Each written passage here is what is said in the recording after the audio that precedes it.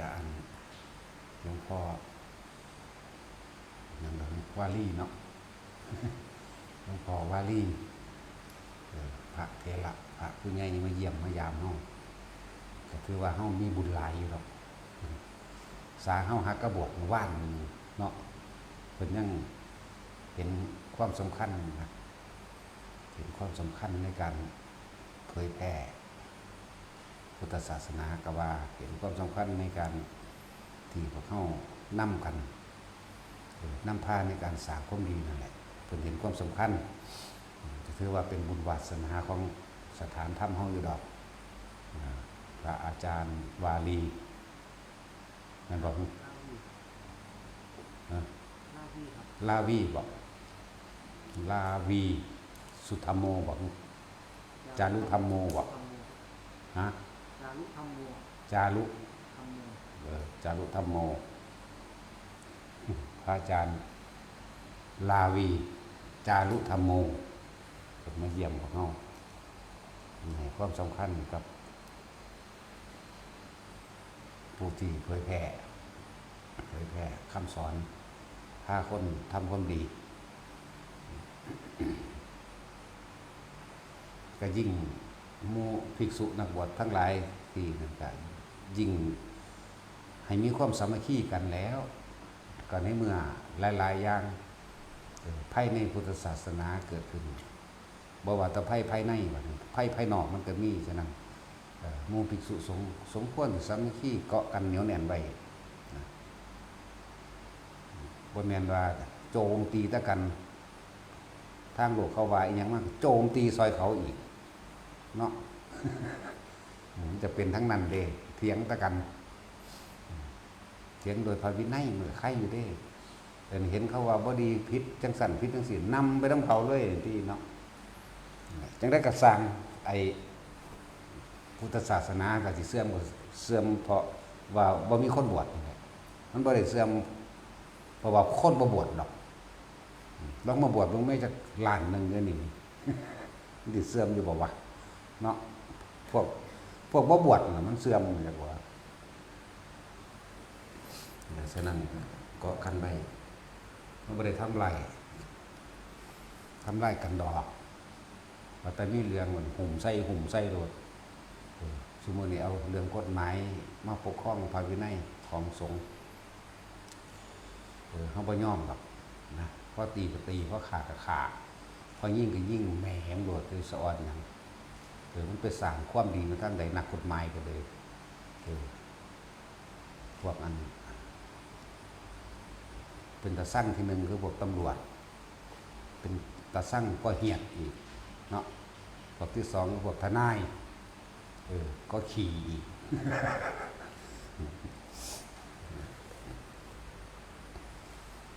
เขายัง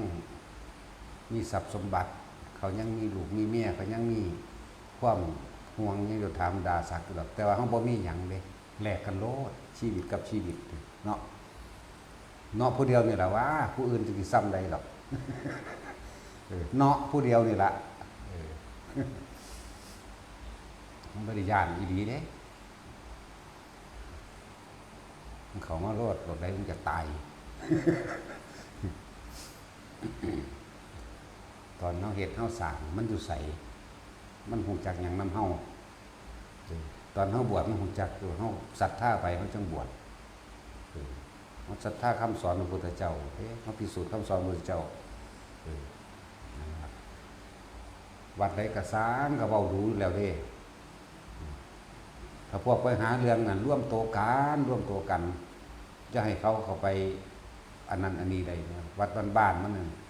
ว่าถ้าเขาสิไปหาตรวจสอบแนวนั้นนั่นนี่ตีละครั้งแม่งชาวบ้านชาวเมืองขึ้นเคาะประชุมลุ่มไปเลยตัวมันบ่ได้สร้างประโยชน์หยังเด้พวกนั้นมันหาเงินเด้ทำลายสมมติว่านี่พุทธศาสนาหรือพระธรรมคำสอนที่พระพุทธเจ้าก็เริ่มต้นจากนักบวชเพียงผู้เดียวคือพระพุทธเจ้าจงกระจายพระธรรมคำสอนตามความจริงออกแต่จังเริ่มมีภิกษุนักบวชเห็นบ่กระจายภิกษุนักบวชหลายเข้ามันสิเสื่อมหมดเลยล่ะ บาดนี้ภิกษุนักบวชบวชหลายเข้าหลายเข้าหลายเข้ามันเสื่อมอยู่บอกว่ามันบ่เสื่อมเด้งั้นพวกนั้นสิเข้ามาจังสิเฮามีความสามัคคีไหมเฮานี่อยู่นี่100 200 ตีน200 ตีนมันเข้ามาเนี่ยลุ่มกระทืบเฮาสร้างโดยลำพังเฮาเองจะไปเงินเกิดมาตายบ่แห้งก็ล่ะให้แนวทางอย่าไปให้ความร่วมมือพวกมันเด้พระวินัยเฮานี่แน่นหนาถาวรแน่นหนาคักแล้วมันจะเอาอีหยังมาเว้ากันบอกมาละศูนย์ละการรักษาพุทธศาสนาก็ต้องเอาชีวิตเขาแลกกันเด้มันจังใดสำใดส่วนหนึ่งโอ้ยกูว่าแล้วนี่ข้างอย่าไปเสือคนเด้นักบวชเหมือนกันนี่มีความสามัคคีกันอันคนอื่นๆเขายังมีขอบมีขั้วอยู่เขาบ่ได้ห่วงพันนั้นเด้เขาบ่ได้ห่วงนิพพานเด้เขาบ่ได้ห่วงมรรคผลนิพพานเด้เขาห่วงลูกห่วงเมียห่วงผัวห่วงให้ห่วงหน้าห่วงทรัพย์สมบัติยศถาบรรดาศักดิ์เขาคนเด้เฮานี่ห่วงแนวทางสินำพาหมู่สัตว์พ้นทุกข์ห่วงแนวทางตัวนี้นั่นแหละเขาว่าห่วงอยากให้แต่ละคนได้เห็นหนทางในการพาตัวเองออกจากความเวียนว่ายตายเกิดออกจากสรรพทุกข์ทั้งหลายเราก็เลยต้องเอาชีวิตแลกเลยบริสวรรค์ตายโดยอุดมคติตายโดยปณิธานที่ตั้งเอาไว้แล้วว่าเฮาสิใส่ชีวิตของเฮานี่แลกกันโลดกับการสิพยายามสร้างสถานขึ้นมาเพื่อสิ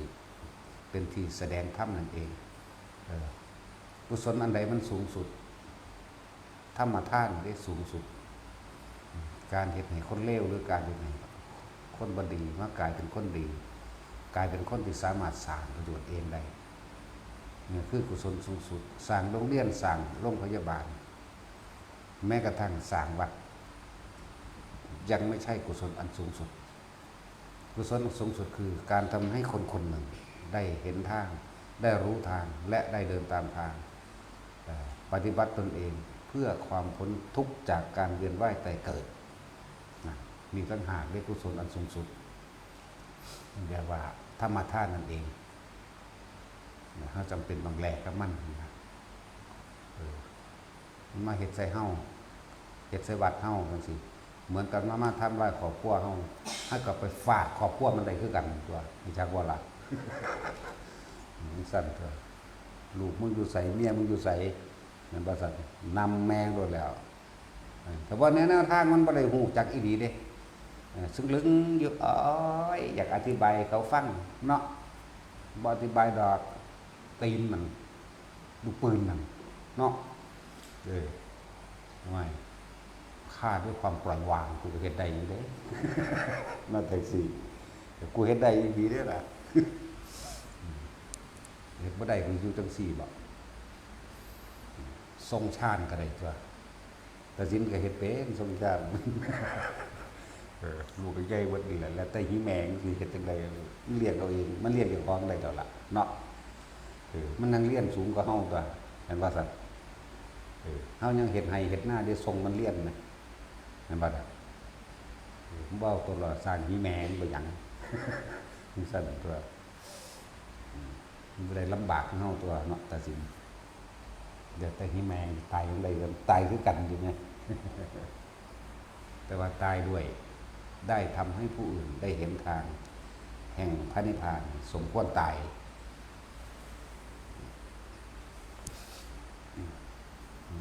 เอาเบิ่งโดดเด้อบ่มีผู้ใดนำความยุติธรรมให้เฮาได้พวกเฮาต้องสร้างความยุติธรรมโดยพวกตัวเฮาเองในความยุติธรรมนี่เฮาก็บ่ได้ไปเบียดเบียนทำลายไผถ้ามีคนมาเบียดเบียนทำลายเฮาก็ต้องปกป้องตนเองเด้ปกป้องตนเองบ่มีผู้ใดปกป้องเฮาเห็นบ่ปุ้ยมีแต่นายใหญ่ๆคอร์รัปชันอันนั้นคอร์รัปชันโกงนั่นโกงนี่ เวียบเวิบพนันผู้รักษากฎหมายทำผิดกฎหมายเสียเองแล้วพวกเขาจะไปพึ่งผ้าไปฟ้องเขาก็ซอยกันคือเก่านั่นแหละไม่แต่วักระดับนายพลนายพันเอกพลเอกคุณได้เขาพลตำรวจเอกพลหลังพลนี่พลยังกระสร้างแมงหรอกบัดนี้เขาจะไปอาศัยไผ่ถ้าเขาก็ยังสู้กันเพราะเขาอยู่โกงเพราะเขาอยู่หาเก็บเอาเบิร์ดน้ำขับน้ำบาเล็กๆน้อยๆเพราะเขาเลี้ยงปากเลี้ยงท้องเลยร้านขายขนมนมเนยร้านขายโทรศัพท์ร้านขายวันหาเก็บเอาเบิร์ดบอกมาเดี๋ยวนี่แหละถือว่า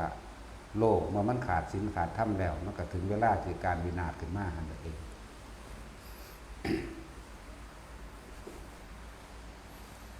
คนเฮามันก็ต่างกัน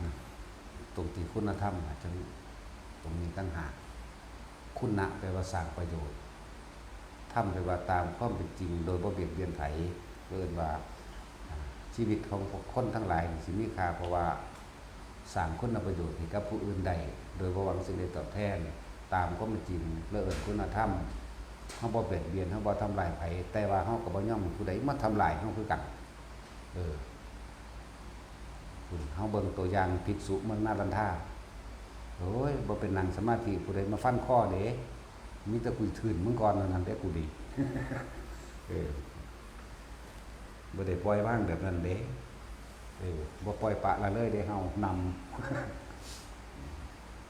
ต้องปลุกใจต้องเล่าใจตัวบ่ซั่นก็บ่ต้องย่านเสียพระพจน์ดอกขอพุทธศาสนายังอยู่เถิดสิยังอยู่แบบใดให้มันยังอยู่เถิดเนาะต้องไปย่านเสียพระพจน์ดอกเขาว่าแต่เฮาก็มันปล่อยเขาว่ามาหลายมานานแล้ว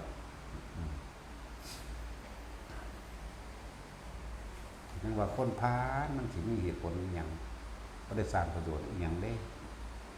ทนายบทนักขี้โกงทั้งเบิดก็มีสมควรไปใหม่นะเวทีสะก่อนจังมาเกิดเป็นปวกเนาะเป็นไส้เดือนมาเลย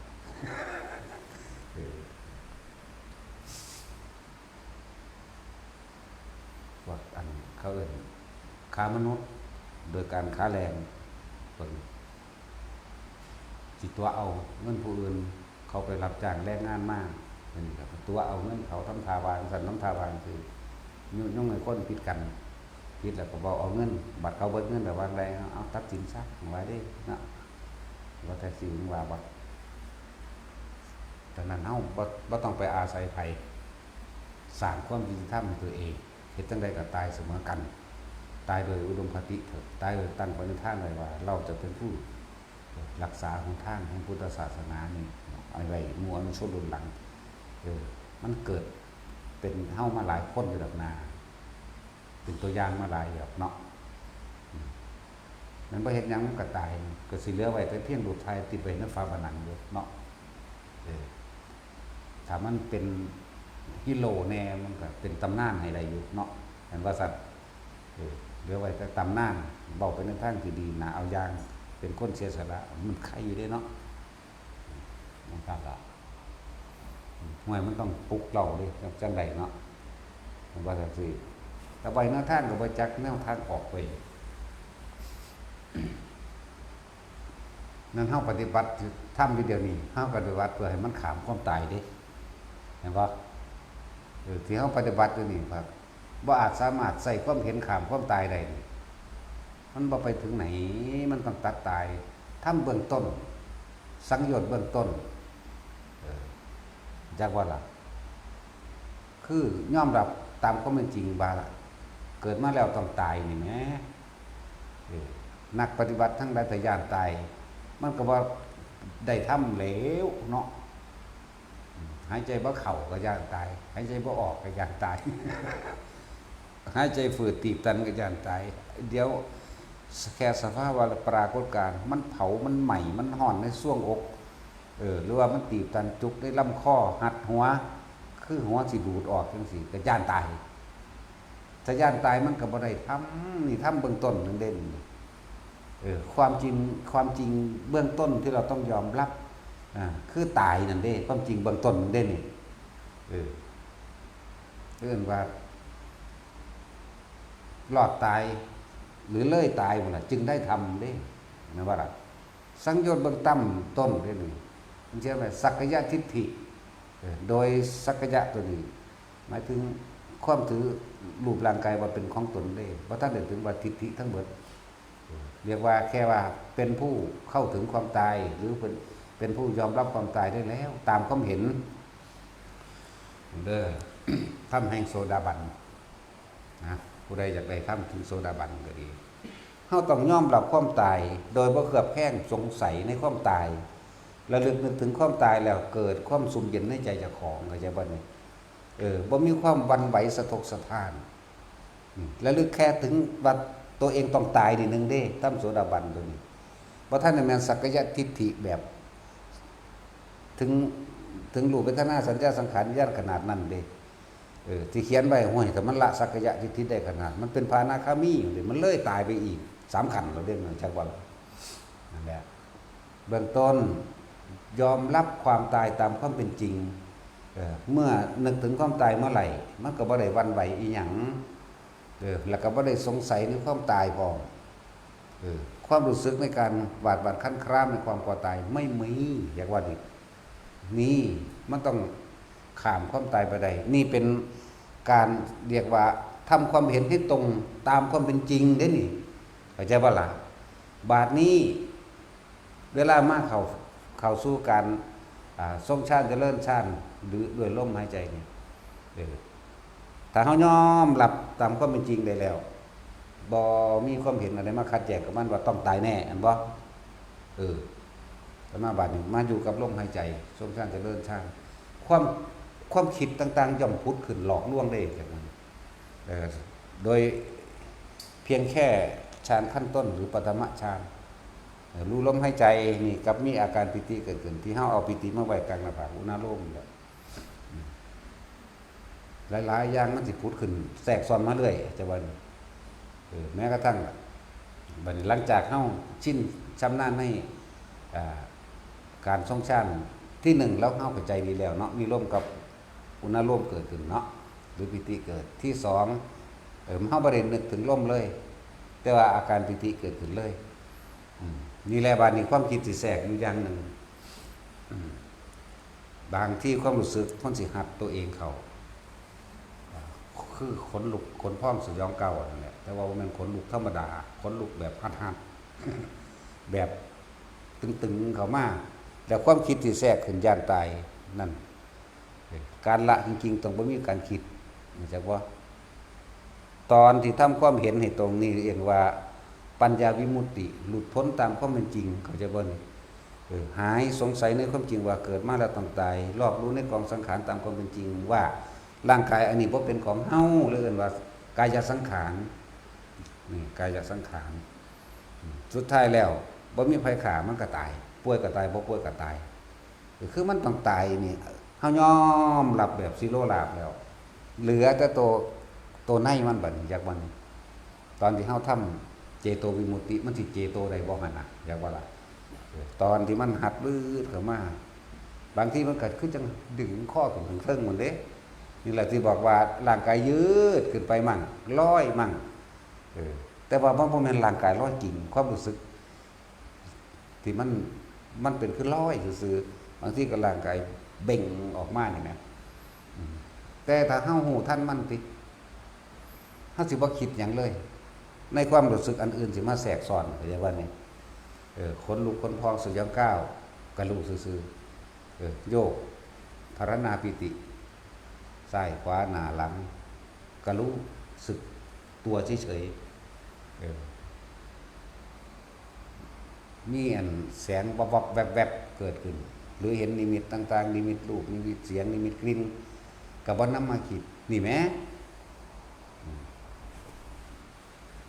นั่นแหละในขณะนั้นศีลมันมีในตัวอยู่แล้วว่าถ้าเว้ากันได้เข้าใจว่าล่ะพอรวมทั้งเบิดเมื่อใดที่เฮาบ่มีความคิด ในการไปทำร้ายเบียดเบียนผู้ใดผู้หนึ่งเสียชีวิตและทรัพย์สินในขณะนั้นศีลสมาธิเกิดในกันเลยบริสุทธิ์พร้อมบ่ได้ตั้งใจว่าสิงดเว้นเด้คือมันบ่คิดนะแต่ว่าล่ะนั่นแหละถ้าเฮาผ่านด่านแห่งความตายไปได้แล้วเน้นโดยเฉพาะพวกภิกษุนักบวชทั้งหลายถ้าเฮาผ่านด่านความตายไปแล้วทำขั้นต้นมันก็ได้โสดาบันนั่นบ่ล่ะนั่นล่ะศีลมันก็บริสุทธิ์โดยตขณะที่เฮาอยู่ลมหายใจแหละครับ1ความตายนี่เฮาบ่เคลือบแคลงเฮาบ่สงสัย2เวลาเกิดเหตุการณ์สภาวะปรากฏการณ์อิหยังเกิดขึ้นก็ช่างเวลาที่เฮานั่งภาวนาอยู่นี่หรือเดินจงกรมอยู่นี่เกิดอิหยังขึ้นเฮาบ่ได้สนใจมันพอเฮายอมรับความตายแล้วเดี๋ยวบัดนี้เฮายอมรับความตายสิโลลาภกับมันแล้วแต่ว่าพวกที่ยังมีความอึดอัดหรือคิดย่านตายอยู่นั่นมันบ่ทันยอมรับมันจักบ่ล่ะจิตในจิตตัวนี้บ่ทันยอมรับด้วยนะไอ้ตัวพิจารณาตัวยอมรับบ่ตายแน่แต่บัดมันสิเป็นคือจังสิตายจริงๆมันสิกังวลเนาะมันสิย่านตายบางคนที่เขาจะเว้าให้ฟังเอานี่ฆราวาสผู้หญิงผู้ชายที่เขาจะเว้าเขาเจ้าเนาะเขาเจ้าก็คิดแบบนี้แหละคิดแบบว่าคิดไปทั้งใดก็สร้างรอบคอบดีแล้วเฮ็ดจังได๋ก็ตายป่วยก็ตายบ่ป่วยก็ตายและความตายนี่บ่ได้ว่าเกิดก่อนเกิดหลังบ่ได้เรียกบ่ได้สนใจกับว่าจะแก่ชราซะก่อนค่อยตายหรือจะเป็นเด็กหนุ่มหรือสาวเขาเจ้าสิคิดจนยอมรับมันได้แล้วว่าตายแน่ๆบัดนี้เขาเจ้าภาวนาบางคนนั่งไปสังเกตเดี๋ยวก็โยกเดี๋ยวก็สั่นเขาเจ้าก็บ่คิดเด้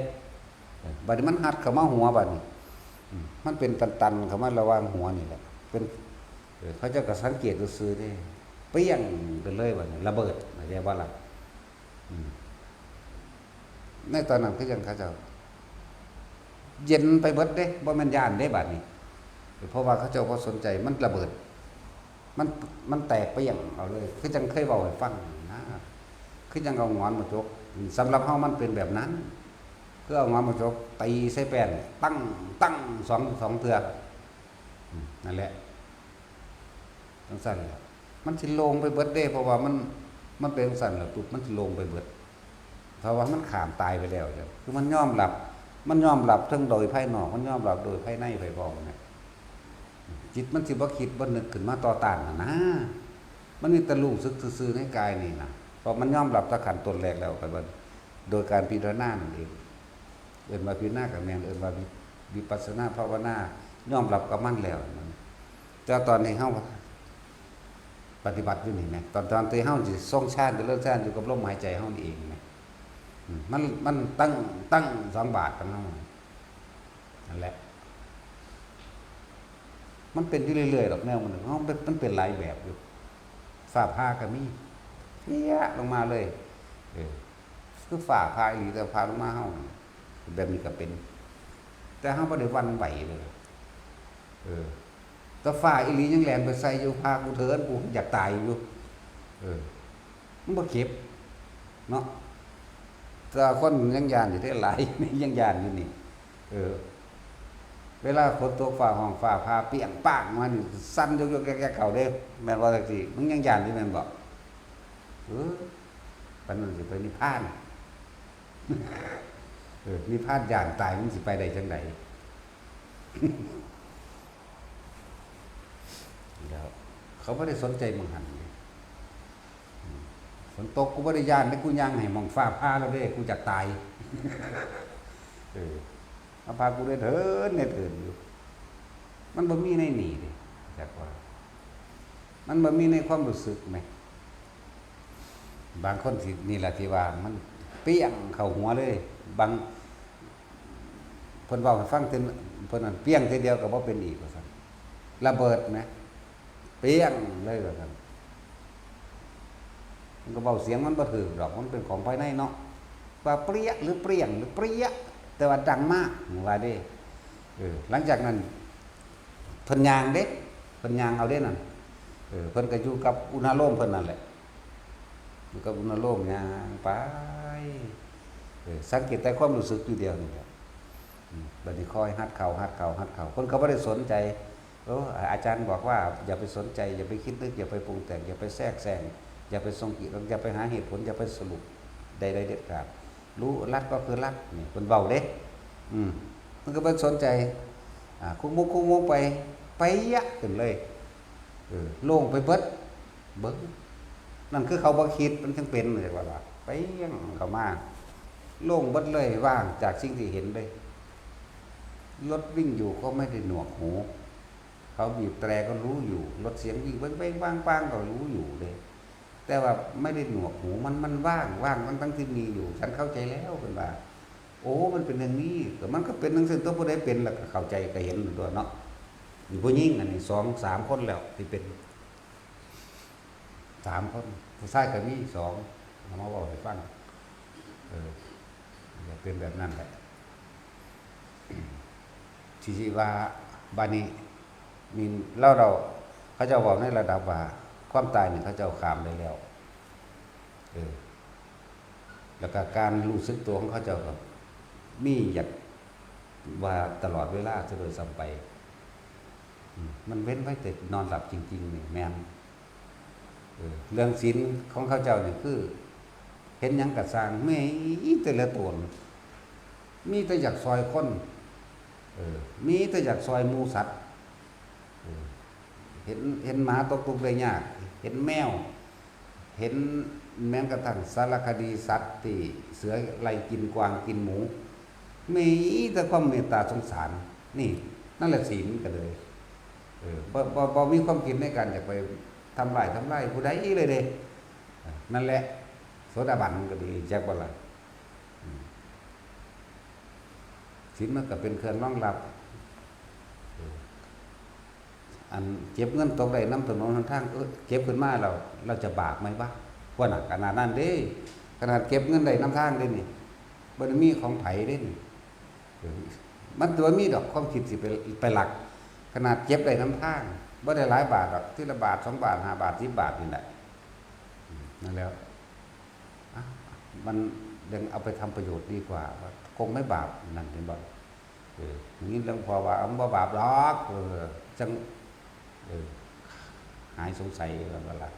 เขาบ่ได้เป็นหลักไปปนไปจี้และองค์แห่งการผิดศีลมันมีอยู่5 อย่างส่วนประกอบในการที่จะทำให้ผิดศีลนั่นน่ะแค่นั้นมันจังมั่นใจนั่นแหละแต่เขาที่บรรลุยังก็บ่ให้ฟังซื่อเด้เฮาบ่ได้มีญาณทิพย์หยังเด้ว่าเขาบอกมาแนวนี้ก็บอกให้ฟังอาจจะว่าล่ะมันก็ตรงกับในพระสูตรทำแห่งพระโสดาบันเป็นผู้บ่มีความหวาดหวั่นขันความตายยอมรับความตายแล้วก็เป็นผู้มีลมหายใจเป็นปกติโดยรู้สึกตัวบางครั้งก็รู้สึกตัวอยู่แค่ในโพรงจมูกมวนๆบางครั้งก็ขึ้นกลางหน้าผากบางครั้งก็ขึ้นกลางหัวบางครั้งก็ลงสมองเหมือนกับเปิดไฟนะมันว่าได้แม่นเบิดมันเป็นออกมาบางที่ก็ลงโล่งตรงกลางอกอย่างว่านี่อันนั้นสั่นแล้วความคิดที่จะไปทำลายใครบ่มีหรอกนั่นแหละมันก็ตรงกับขอความว่าเป็นโสดาบันนะตรงกับหลักสูตรนั้นโอ้ยแต่เฮาบ่ผ่านความตายไปได้มันสิไปได้ทำตรงเบื้องต้นมันก็บ่ได้แล้วสิไปเอาฮอดอรหันต์มันได้เนาะอรหันต์มันทางคักกว่านี้อีก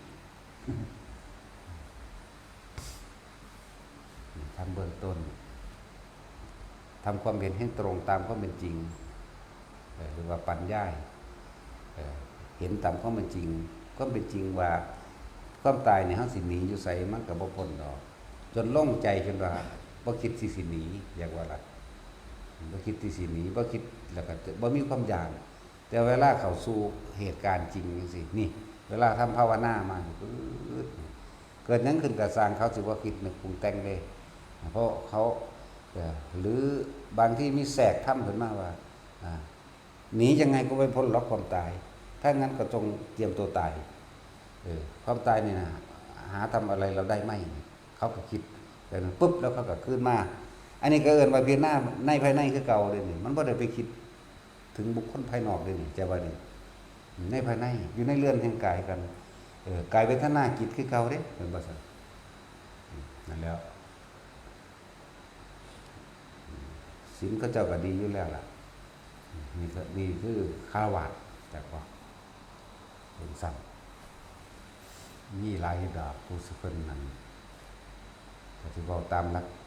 หลักสูตรเนาะเว้าตามตำราเนาะนี่ทำพระโสดาบันบรรลุหลายก็ภิกษุนักบวชซ้ำเด้พวกถ้าสิเว้าเรื่องว่าพวกเป็นจังซี่คือเขาเจ้ามาเว้าให้ฟังจังซี่เฮาก็รับฟังไปเรื่อยๆนะก็เลยว่ามัน3-4แล้วที่มาเว้าให้ฟังอาจสิมีเยอะกว่านั้นที่บ่เว้าก็มีฉะนั้นถ้าเฮาบ่ข้ามความตายได้มันจังได๋มันจะไปได้อรหันต์เด้อเนาะหลายอย่างอยู่เด้สักกายทิฏฐิยอมรับความตายแต่โดยหลักสูตรเขียนไว้จังซั่นไว้ตละสักกายทิฏฐิจริงๆมันอนาคามีเด้รูปเวทนาสัญญาสังขารวิญญาณเข้าใจว่านี่มันละตัวนี้อยู่เด้มันเป็นอรหันตมรรคตัวเด้นั่นเหลือนิดน้อยแค่ว่างความเห็นในความว่าจากใดนิพพานซื่อๆเด้จะว่าล่ะว่างนิพพานแล้วมันก็นิพพานนั่นตัวเนาะโอ้ยไปเอายอดอีกแล้วเนาะบาดนี้เนาะหมดความปรารถนาไปเอายอดเนี่ยบ่เอาซื่อๆเด้พวกเอาได้มันก็เอาบ่ได้ดอกแต่ว่าผ่านขั้นตอนของมันไปเนาะนั่นล่ะหลายอยู่ฝรั่งจากบ่ล่ะนี่เห็นบ่ล่ะมันบ่ได้เกี่ยวกับศาสนาเด้ธรรมะนี่คือความจริงของแต่ละคนมันเกี่ยวศาสนาเด้ฝรั่งนั่นเขาเจ้าถ้าสิเว้าเรื่องเขาเจ้านับถือศาสนาคริสต์พุ่นเด้แต่ว่าเว้าเรื่องธรรมแล้วที่เว้าให้ฟังมาแบบนี้นั่นแหละเบื้องต้นน่ะเขาจะผ่านเราได้นั่นน่ะผ่านแล้วว่าล่ะจังซั่นแหละฝรั่งศาสนาคริสต์เขาเจ้าว่าแต่พวกอิสลามที่มาฝึกภาวนาจนว่าเฮานี่ก็มีอยู่เด้อบ่แม่นว่าบ่มีเด้ล่ะนี่แหละว่าธรรมะมันบ่ได้เลือกชนชั้นมันบ่ได้เลือกว่าศาสนาใดๆทั้งสิ้นธรรมะย่อมให้ความจริงเสมอกับทุกชีวิตสรรพสัตว์บ่เกี่ยวอย่าเอาคำเว้าศาสนามาเป็นเครื่องกั้นธรรมกั้นความจริงนะอย่าเอาคำว่าศาสนาอย่าเอาอัตลักษณะตัวตนเข้ามาเป็นกั้นความจริงที่ตัวเองพึงรู้พึงกระทำเด้มีอยู่เด้จักบ่ล่ะแต่ทั้งสั่นอันนั้นมันเป็นสื่อในบอกอัตลักษณะตัวตนของบัตรประชาชนนะนั่นบ่ซั่นบัดนี้ศาสนาพุทธพุ่นถือผีสางนางใหม่อยู่มันสิพูดได้จังได๋จังซั่นแม่นบ่ล่ะตัวจริงมันตัวความจริงมันมันเป็นสื่อศาสนาสื่อโดยสมมุติสื่อโดยบอกรูปบอกนามบอกประเทศบอกว่าเจ้าเสื้อชาติใดศาสนาใดซื่อๆเด้บัดนี้ผู้นี้นั่งอันนี้นั่งกอนั่งขอนั่งง้อนี่ชนชาติไทยเนี่ยเชื้อชาติไทยศาสนาพุทธพูนไปหาบวงสรวงพญานาคอยู่พุ่นมันบ่แม่นศาสนาพุทธเด้ออันนั้นแต่ว่าล่ะมันบ่แม่นความจริงเด้อนั่นน่ะศาสนาจริงๆน่ะหรือพุทธะจริงๆรู้แจ้งในใจเจ้าของเด้พุทธะจริงๆนั่นบ่แม่นหนทางแห่งพุทธะมันไม่ใช่หนทางของผู้รู้ผู้ตื่นผู้เบิกบานเด้อนั่นที่ไปพากันไปบวงสรวงเทวดาเพื่อให้เขาดลบันดาลพากันไปบวงสรวงนาคพากันไปล่ำผีฝ่าผีแทนผีแม่นผีเมืองผีโคตรพ่อโคตรแม่มันยังสร้างดอกเนาะมันสั้นแล้วมันบ่แม่นจังเม็ดเด้อน่ะไปเสือเลิกงามยามดีดูดวงวันปู่วันเกิดเลขนั้นเลขนี้โอ้ยไร้สาระมันน่ะมันบ่ได้แม่นศาสนาพุทธเด้อบ่แม่นหนทางของผู้รู้เข้าใจว่านี่เป็นสั้นก็เริ่มไสยศาสตร์ไสยะแปลว่านอนเรียกว่าพวกนั้นมันเป็นความรู้ของคนหลับเรียกว่าล่ะความรู้ของคนที่หลับอยู่ไสยศาสตร์นั่นน่ะอันนี้เกิดวันนั้นวันนี้สิเป็นแบบนั้นแบบนี้เฮาบ่เชื่อจักเม็ดเนาะ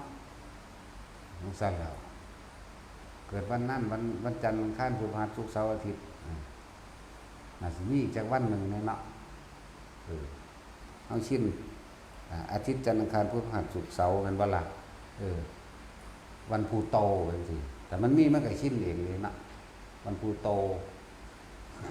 จังซี่แหละบ่มีนะยังบ่ได้เสือจักเม็ดเด้อันนั้นจังซั่นเลิกงามยามดีก็บ่ได้สนใจว่ามันสิเฮ็ดให้ผู้ใดผู้หนึ่งร่ำรวยหรือชะตาขาดหรือว่าขาดมันบ่ซั่นเจ็บไข้ได้ป่วยบ่หรือชะตาขาดมันบ่ได้สนใจมันบ่แม่นเด้มันขึ้นอยู่กับการกระทำของเฮาเองเด้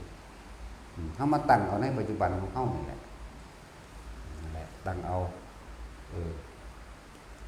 ขันธ์5หมายถึงเฮาได้ร่างกายมาแล้วมันเป็นภาชนะรองรับกรรมเก่าของเฮาแต่ว่าถ้าเฮาสร้างกรรมใหม่อันเป็นกุศลมันเลยเกิดกลายเป็นบุญกุศลนี่สิเป็นเครื่องปกป้องเฮาเองเด้สมควรสิได้รับบ่ได้รับเด้เข้าใจว่านี่มาตั้งเอาศาสตร์นี่แหละสมมุติว่าผู้นี้สิป่วยเป็นโรคในอายุ40ปีเป็นมะเร็งเป็นมะเร็งเป็นเบาหวานหรือสิลดส้นตายในอายุ40ปีจังซี่แต่ว่าเนี่ยเฮาสวดมนต์ภาวนาเข้าวัดฟังธรรมมาเรื่อยๆให้ทานมั่งอุทิศบุญมั่งนั้นนี่มั่งมาเรื่อยถึงเวลานั้นมันก็บ่เป็นเด้จักว่ามันเอาโหสิกรรมเป็นนี่เว้าศัพท์อีกอย่างนึงว่าทำบุญหนีบาปมันคนละ50นี่มันคนละ50บาปก็50บุญก็50บุญก็เป็นคนนั่นดิซั่นการได้เกิดเป็นคนนั่นว่าซั่นแต่ว่าในร่างของคนนี่จะต้องรองรับกรรมเก่าที่ของเคยสร้างไว้มันว่าซั่นเอานี่สมมุติ40ปีหรือ30ปีสิเป็นโรคนี้สิป่วยเป็นจังซี่สิลดส้นก็สิเป็นคนพิการ40ปีสิตายจังซี่แหมตามการให้ผลของกรรมต่างๆมันบ่ล่ะกรรมมันให้ผลวันนี้ก็ได้พรุ่งนี้ก็ได้หรือชาตินี้ก็ได้หรือชาติต่อๆไปและต่อๆไปก็ได้เห็นบ่ล่ะซั่นแหละแต่ว่าบัดนี้เฮานี่ทำปัจจุบันชาตินี้มักสวดมนต์มักฟังธรรมให้ทานซอยการงานยังสิเป็นสาธารณกุศลต่างๆบ่ได้หวังผลประโยชน์หยังเฮ็ดไปเรื่อยอุทิศบุญอุทิศผลทานบุญกุศลกรรมดีไปเรื่อยเนี่ยโดยคะแนนของมันบัดนี้บุญกุศลนี่หนีแล้วก็จะว่านี่จาก50เหมือนกันเป็น60เป็น70เป็น80เป็น100เป็นพันหมื่นแสนล้านไปเลยอกุศลตัวนี้ตามบ่ทันมันบ่หายไปไหนเด้อสิบอกให้บุญก็บ่หายบาปก็บ่หายบาปก็บ่หายจังซั่นแต่ว่าเฮาสร้างบุญมากกว่านี่สูงขึ้นตัวนี้ก็ให้ผลบ่ได้เพราะว่ามันหุ่มไปแล้วว่าล่ะมันบ่ทันไหมท่านแหละบาดนี้30ปีก็บ่ถึกรถชนก็บ่ป่วยก็บ่ไข้ไปเลย40ปีบ่เป็นแบบนี้ก็บ่ตายเลยมันก็ยาวไปเลยนั่นแหละเพิ่นเว้าสั้นๆว่าบุญเป็นที่พึ่งของหมู่สรรพสัตว์เนาะอันเฮาอธิบายให้ฟังเพิ่งภาวนาไปพร้อมกันโอ้ยมันคักแหละ2สั่น3สั่นให้บุญเขาอีกเห็นบ่ล่ะบุญท่านบุญอันเกิดจากการให้ท่านการแบ่งปันตลอดทั้งความช่วยเหลือบุคคลผู้อื่นอันเกิดจากการโอ้ยหลายโพดับอันเกิดจากการชักชวนบุคคลผู้อื่นทำบุญอันเกิดจากการโมทนาส่วนบุญของผู้อื่นมั่งเนาะบุญอันเกิดจากการสวดมนต์ภาวนาโดยตนเองมั่งนั่นแหละหลายโพดับแนวสิเฮ็ดนั่นน่ะบุญกิริยาวัตถุ10บุญดอกนั่นว่าซั่นแล้วมันก็หลายขึ้นแล้วบัดนี้เลยไปตายเองโดย80ปีมั่ง90ปีมั่งเดี๋ยวนี้ก็ตายโดยได้ทำพร้อมได้บัดเนาะตายโดยได้ทำแห่งโสดาสกิทาคานาคาก็ว่าไปอรหันต์ก็ว่าไปจบจังซี่ล่ะเว้ยต้องบอกว่าคำว่าธรรมะนี่แปลว่าความจริงความยุติธรรม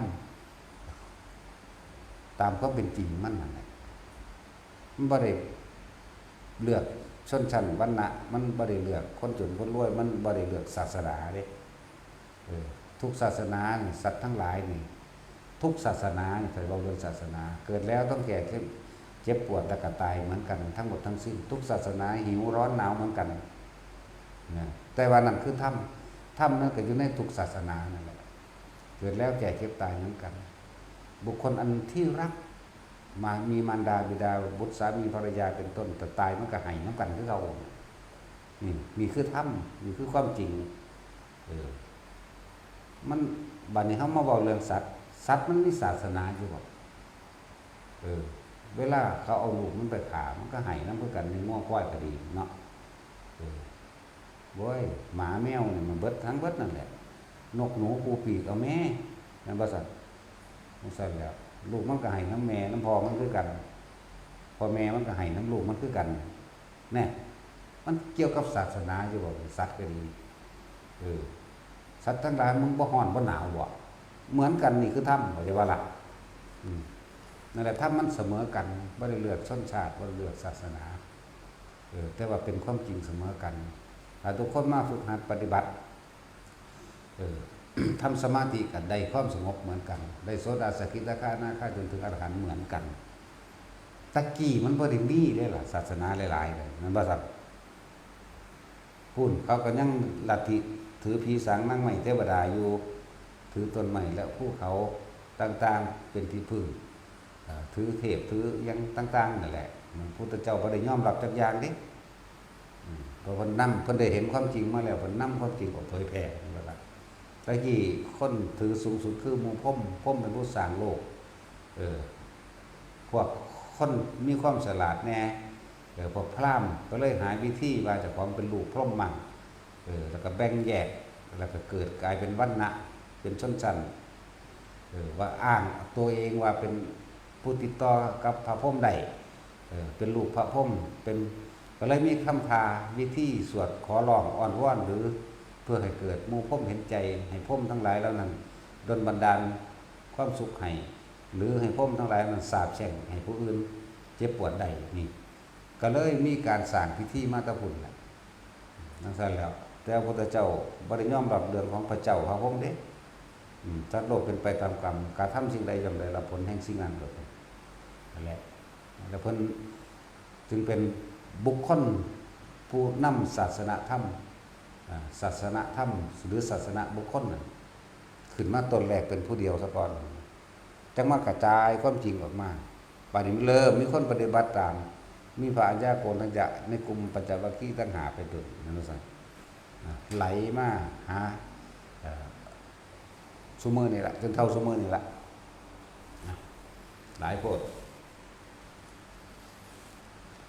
ตะกี้ก็ว่าท่านนี่มีนี่ล่ะศาสนานั้นศาสนานี้เห็นป่ะ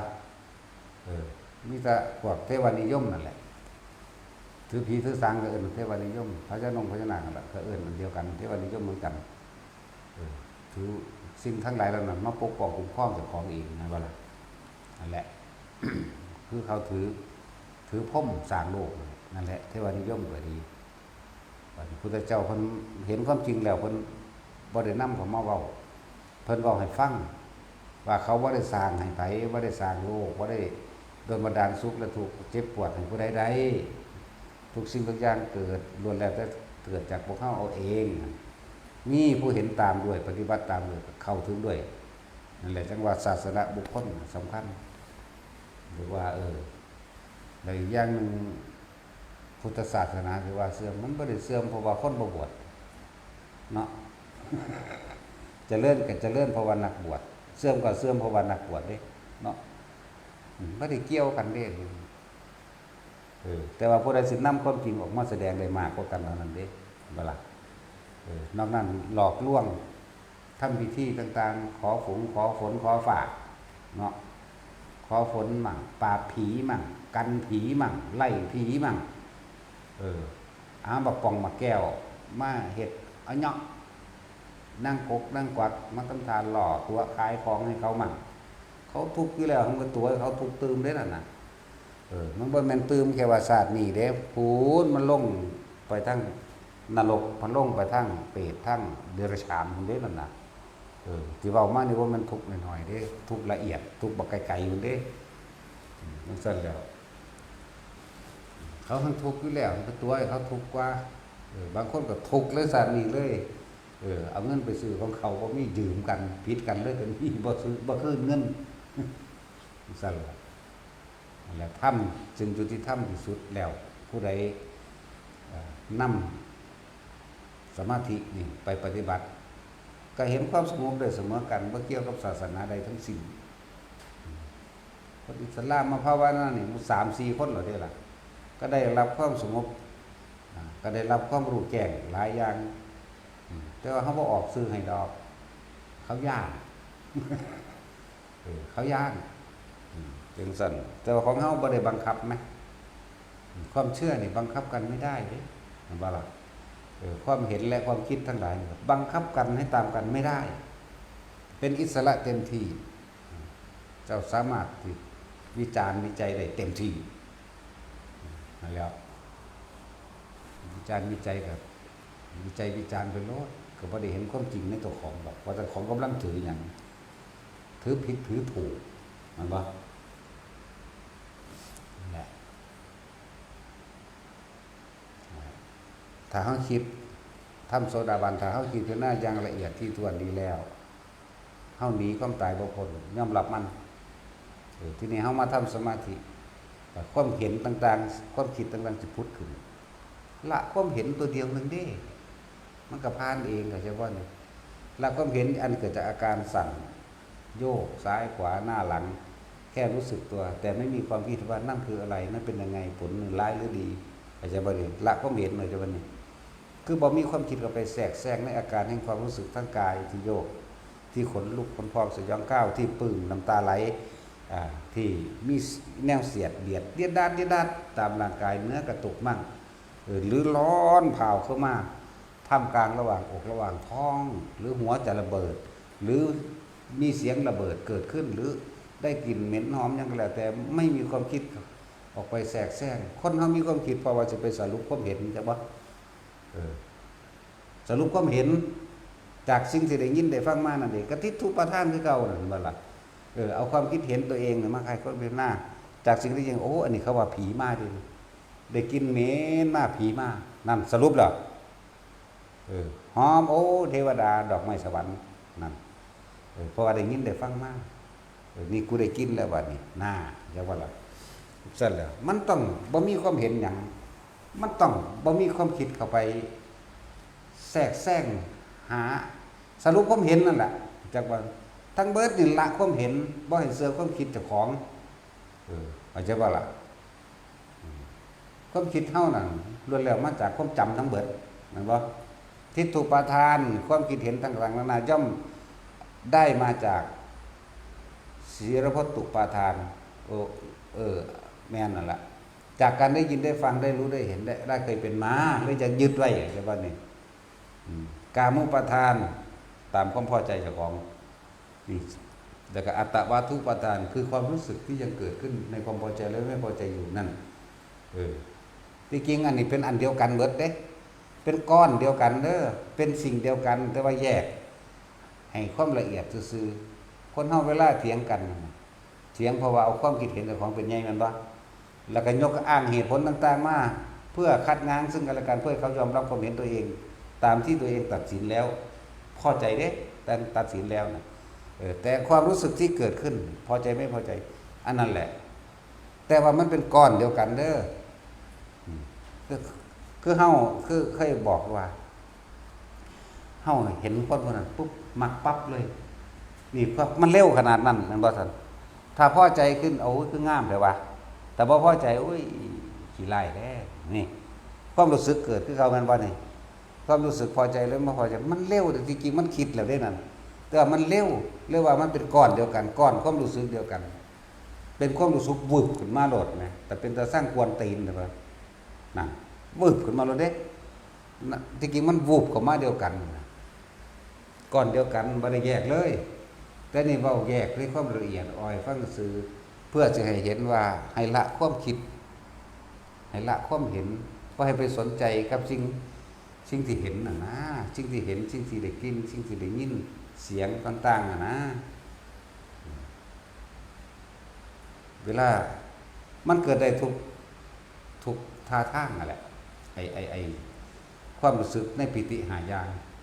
คนลุกวืดกันมากกับสร้างเดินจงกรมอยู่กับเป็นนั่งอยู่กับเป็นนอนอยู่กับเป็น ยืนอยู่ก็เป็นเด้คือเขาเป็นวัตถุแบบนั่นแล้วเขาเป็นวัตถุแบบ แต่ว่าบอกให้ฟังบ่ได้เอามายืนยันตัดสินว่าจะต้องเหมือนมันต้องอย่างนี้อย่างอื่นไม่ใช่บ่แม่นแบบนั้นเด้แต่ว่าล่ะแล้วแต่ไผมันสิเกิดอาการใดนะอันละแล้วเดินจงกรมอยู่นี่จะวางแขนติเอามือเดใส่กันได้เป็นตัวเฮาเองนี่ที่แรกย่างเข้ามาใส่กันทั้ง32ก้าวเด้อย่างเข้ามาใส่กันแล้วมันหยุดกึกเนี่ยถ้าเฮามีความคิดเห็นว่าสรุปความเห็นก็จะว่านี่คือผีแม่นบ่นี่คือกูแม่นบ่มันสิไปต่อบ่ได้เรียกว่านี่คนลุกวืดขึ้นแต่บ้านโอ้ยเคยเป็นบ่พวกเจ้าปานเอาน้ำแข็งห่มโตพุ่นเคยเป็นบ่ล่ะนั่นแหละก็เป็น 2-3 ครั้งเฮาถึงจับทางได้ไม่คิดอะไรเลยย่างพาเลยเรียกว่าเป็นเที่ยที่2ก็เปื่อยลงเป็นกระดูกหักก็หลอกกระแหลลงมันเป็น 2-3 ครั้งอยู่แต่ก็เป็นขี้ดินไงทวนไปเลยแบบนี้นี่แหละคือเขายังมีความเห็นในการพิจารณาเลยว่านั่นน่ะบัดนี้กูบ่พิจารณาหยังเลยกูสิย่างสวนไปเลยก็บ่มีหยังเลยก็ย่างไปเลยเด้เนี่ยนี่ก็แบบนึงฝนตกฟ้าห้องฟ้าพาเปียปะงาไม่หักบิ่มลงเข้าใจว่าคำว่าสาระตายมันบ่สนเด้ที่มันหักลงมามันโค้งๆมากสิพอดีกับหัวรอดไปได้อยู่เด้มันเป็นแข้งๆจังซี่ดอกมันกับต้นไม้หักลงมาเนี่ยแข้งๆมาก็ย่างรอดไปได้อยู่เด้ล่ะตันก็บ่ตันขวางเลยซั่นเนาะแปลกประหลาดว่าล่ะล่มฝนล่มตึงตั้งมาเบ้อบ้ามาไม่หักบ่แม่นงาเด้หักเครื่องต้นพุ่นเด้ปียะฝ่าพาก่อนเบิ่มลงมาแต่เฮาบ่คิดเดี๋ยวคนนี้มันเลยว่ากล้าก็บ่มีกลัวก็บ่มีแหมแต่ว่าตอนนั้นก็แปลกประหลาดแต่วันนี้เว้าที่หลังเด้เทียนมันคือบ่ดับฝนตกลมเบิ่มอยู่แหมนี่แปลกประหลาดอันนี้มาคิดย้อนหลังคือเอาความอัศจรรย์ว่าเทียนบ่ดับมาบอกให้ฟังก่อนแต่ว่าตอนนั้นมันบ่มีความคิดย่างไปคือเก่าสั้นก็เฮาตั้งเอาไว้ว่า3 ชั่วโมงหรือเทียนเหล็มนี่ดับแต่เนี่ยเฮาตั้งเวลาสับใส่เทียนเรามัน3 ชั่วโมงเอาไปตั้งเบิ่งเด้อไผก็ดีเทียนนั่นน่ะเทียนเหล็มใหญ่ๆแน่ล่ะเขาเอิ้นเทียนละบาทบ่รู้สิเลยบาทอยู่ละมั้งมันก็ใหญ่เติบอยู่เด้ประมาณนั้นถ้าเทียนบ่ดับคือเฮาบ่เลิกพูนสีตะเวนแดงยิ่งเครื่องพุ่นเทียนดับจนยังไดไม่รู้เรื่องวันนี้จังมางงจังดีมันเริ่มมีความคิดมันอ้าวฝนตกฟ้าห้องมันเป็นแมงนั่นใดคือไงดินไงทวนๆอยู่ต้นไม้ต้นนั้นก็คือหักขวางใส่กูนี่ก็คือบ่มีพุ่นสีตะเวนแดงขึ้นจึงเครื่องอยู่บาดก็เลยแต่ว่าบ่คิดต่อเด้เอาแล้วไปมันเป็นแมงสั่นแหละจบเลยไปต่ออยากว่าไปตามปัจจุบันเลยเดี๋ยวฝึกไปเรื่อยๆบอสเกิดขึ้นกับตัวเองมันก็ทำนั่นแหละฟังอยู่ท่านดูซื่อนี่ก็เป็นเหมือนกันกับอยู่ในธรรมก็ซ้ำนี่แหละซ้ำศาลาเฮานี่แหละก็บ่แม่นวันนั่งอยู่สุดหลังธรรมกับนั่งระวังมันเห็นหงอยู่ดอกข้างงูย่อยลงมาบักไงซ้ำเสานี่ไว้แต่คิดมันกับไปบักไงตัวเนาะมันยานมันบ่คิดตีเหลียวเบิ่งคือเก่าเหลียวเบิ่งเซยอยู่ได้ล่ะมันก็เฮ็ดน้ำลายย่อยมันน้ำสันหนาวนี่แต่มันคิดก็เป็นไตขี้เดียดต้นแล้วแต่มันคิดก็กูสิกินมึงเท่านั้นเด้คนมาบ่ได้ย่านหยังอยู่ตะเก่าก็สิกินเด้หังสิแซ่บเด้กินได้หลายมื้ออีกเนาะใหญ่บ่คิดว่าสิย่านเด้แต่ว่ามันบ่คิด5 นาทีรึบขึ้นไปบัดนี้มาทั้งหน้าถ้ำน้อยลงซ้ำแขนมันน้อยลงเขาอีกซ้ รตีนนี่ละไปเป็นงูคอยไตขึ้นน้ำแข็งน้ำขาดุดปุ่นดุดพี่เพื่อเกี่ยวมากพี่คือสิหม่นเกาหูคือสิยัง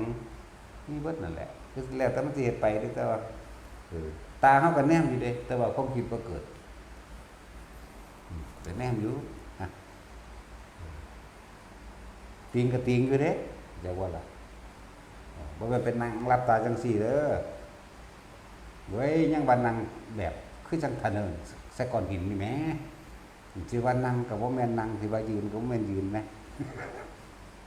ห่วยคิดจินตนาการออกบ่ได้หรือไผก็ดีทะเนิงนั่งมันก็มากมันก็ไต่ไปตัวที่แล้วมันก็ไปได้ล่ะ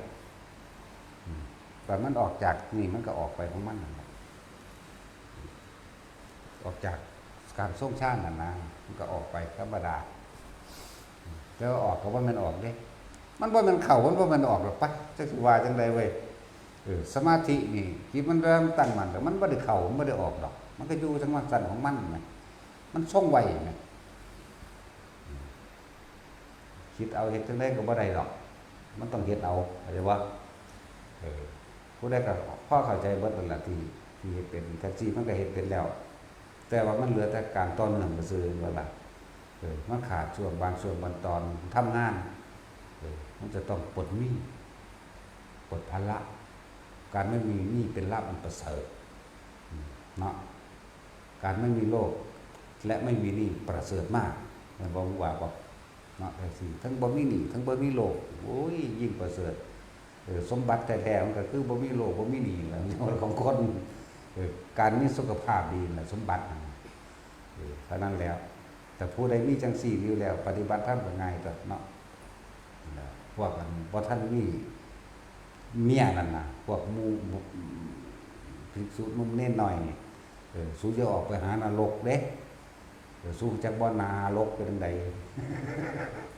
ให้เสร็จแล้วสู้บ่ต้องเป็นหนี้เนาะ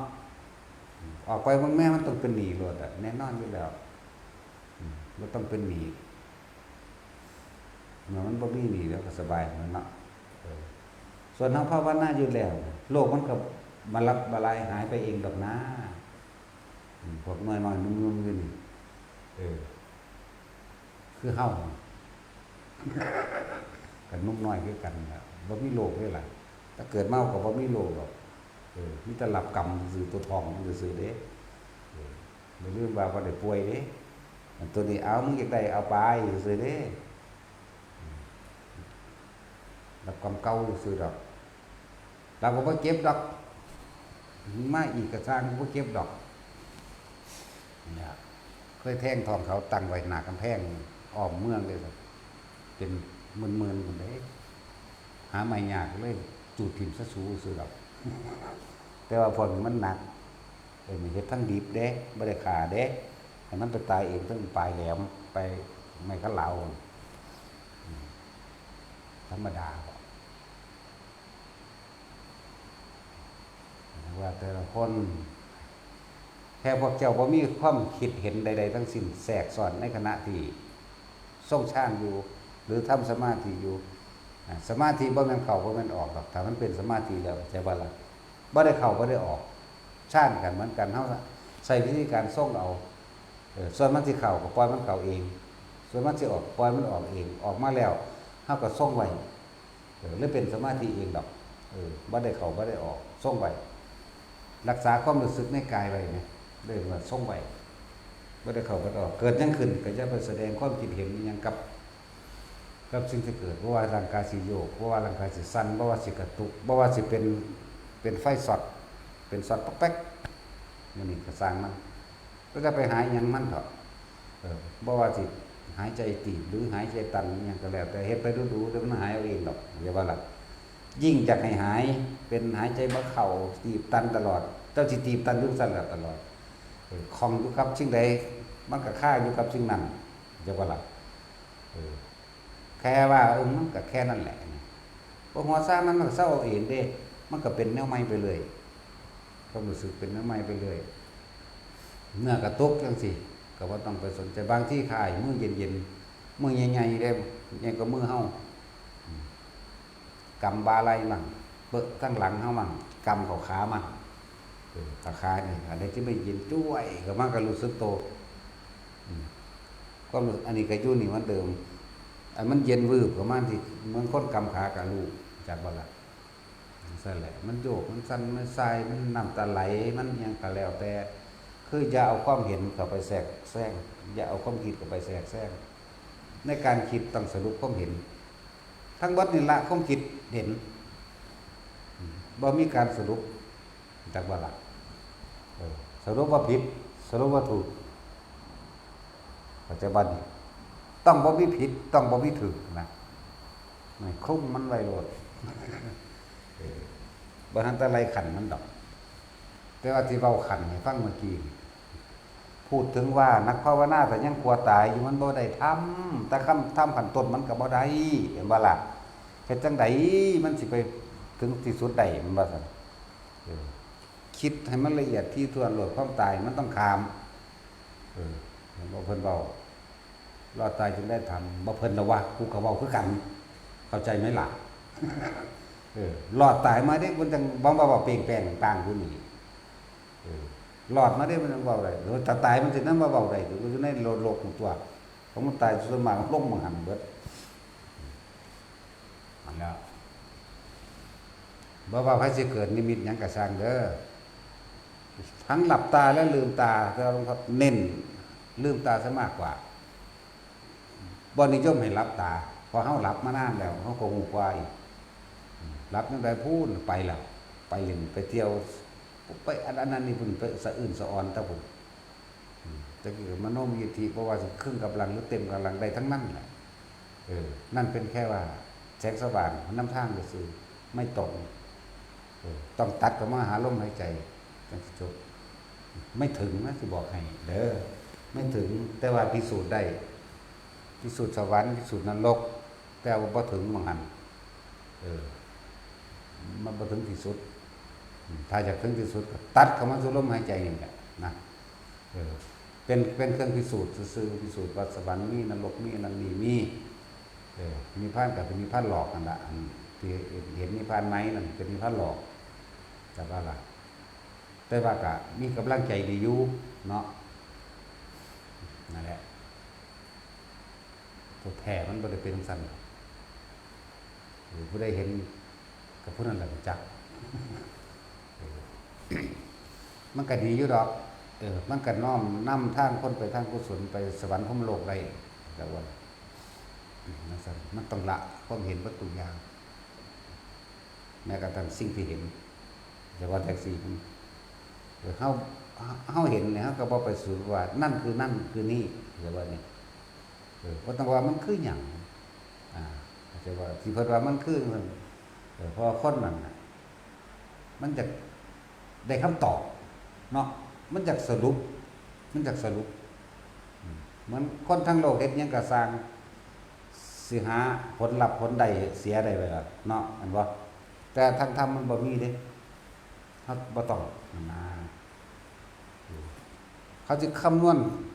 ผลใดผลเสียไว้ได้คนเฮ็ดทั้งโลกเนาะเพิ่นก็เลยให้คำตอบแบบนั้นซื่อเฮ็ดหยังก็สร้างบ่ให้มีความคำตอบบ่ตัดสินนั่นนะบ่มีคำตอบก็ดีบ่ยืนยันว่าตัดสินอีหยังจึงบอกว่ารอดตายมันจึงได้ธรรมจึงเห็นตามความเป็นจริงได้ถ้าเฮาบ่โสตายเสี่ยงตายมันบ่เห็นพระวักกลินี่มันบวชโดยมีความศรัทธาโดยอยากเห็นพระพุทธเจ้านึงเด้แม่นบ่นั่นพระวักกลิบ่นั่งเบิ่งพระพุทธเจ้า3 ปี 4 ปีอยู่ไกลๆพอก็สร้างบ่ตะกูได้เบิ่งอยู่หั่นเบิ่งไปถึง 3-4 ปีพุ่นล่ะบัดนี้พุทธเจ้าไล่หนีติสิมาเอาหยังกับร่างกายอันแก่คำครานี่เราตถาคตอันนี้ขึ้นสวาแม้นเธอสิจับใช้ผู้แรงแห่งเราตถาคตก็บ่ได้ขึ้นสวาเห็นตถาคตนัก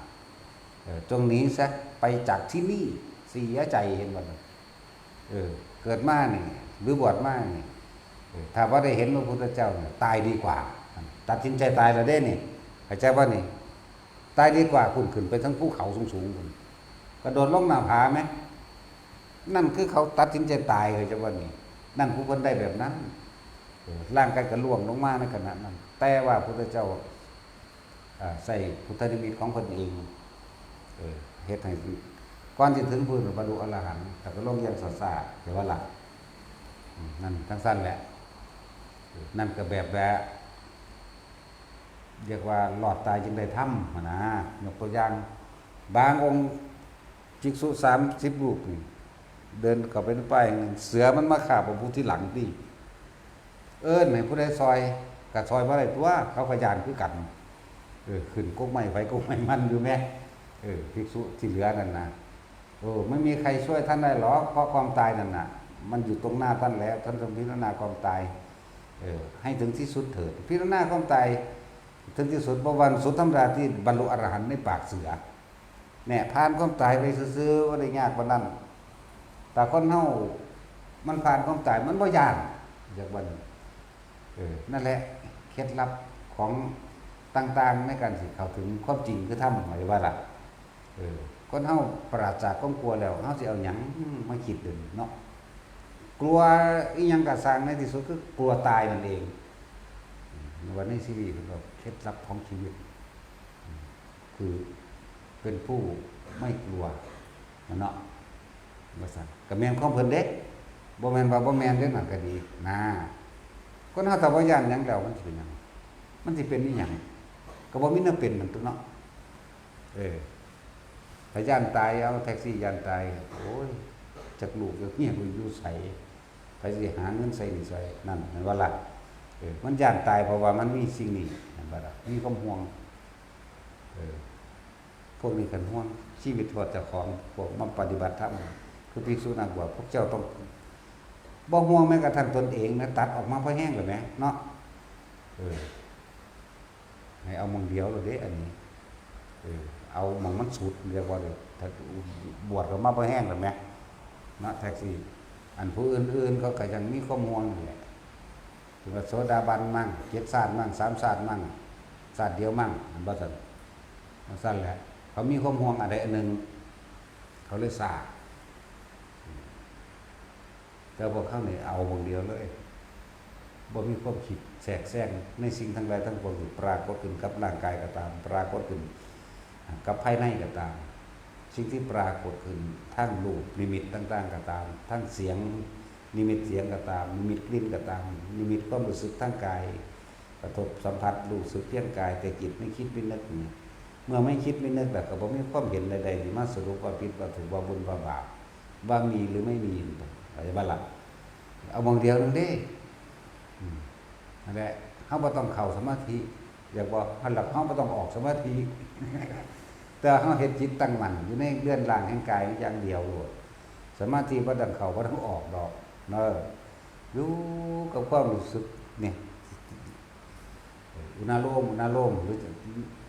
อยู่ในหูดังเฮานี่ล่ะไปเฮาต้องใส่ลมหายใจนี่แหละเป็นบันไดก้าวเข้าไปสู่มันนั่นน่ะนั่นแหละบ่ต้องแล่นไปทางใดดอกเพราะทุกสิ่งทุกอย่างอยู่ในลมหายใจเฮาเองพระอรหันต์ก็อยู่ในหูดังนิพพานก็อยู่ในหูดังเรียกว่านี่พวกเจ้ามันมองข้ามหูดังเจ้าของเนาะแล่นไปหาองค์นั้นอรหันต์องค์นี้อรหันต์เขาเจ้าบ่ได้บอกเขาเจ้าว่าเป็นเด้เนาะนั่นว่าซั่นพึ่งบารมีน่ะโอ้ยเอาให้กันบ่ได้อยู่เด้นั่นแหละว่าจะหนีออกจากลมหายใจดีที่สุดได้หยังบ่ได้หยังสำเร็จหยังบ่สำเร็จหยังก็จังมันเถิดแต่เราต้องความรู้สึกอยู่ในกายโดยบ่มีความคิดหยังจากมันผ่านได้ท้องตายบ่ล่ะก็มันบ่คิดมันก็บ่มีเป็นดอกมันก็บ่มีตายมันก็บ่มีหม่องไปบ่มีหม่องมาไม่มีที่ไปไม่มีที่มาพบมันก็เกิดบ่ได้มันบ่มีความรู้สึกมันก็บ่ใจก็บ่เข้าใจนั่นแหละจึงบอกว่าอรหันต์ก็ในลมหายใจเฮาเองนั่นแหละนิพพานก็ในหูดังนั่นแหละเนาะเอาแต่ประทาน